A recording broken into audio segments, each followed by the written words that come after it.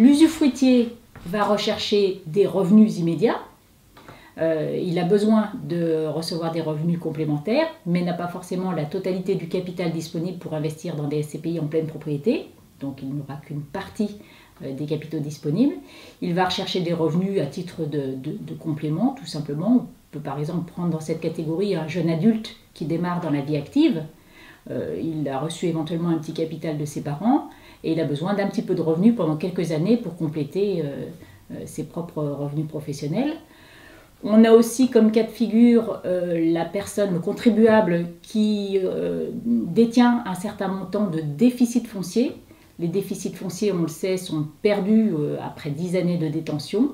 Donc l'acquisition d'usufruit de SCPI peut permettre de mettre des revenus en face des déficits et donc de réaliser une économie importante sur le plan fiscal. Voilà le type de profil que l'on rencontre pour investir en usufruit. Il y a une dernière catégorie qui consiste dans les sociétés qui disposent d'une trésorerie à moyen long terme. C'est une forme de rémunération de trésorerie qui est beaucoup plus attractive que beaucoup de placements de trésorerie classiques ouverts aux sociétés. Donc ça, c'était pour l'usufruitier.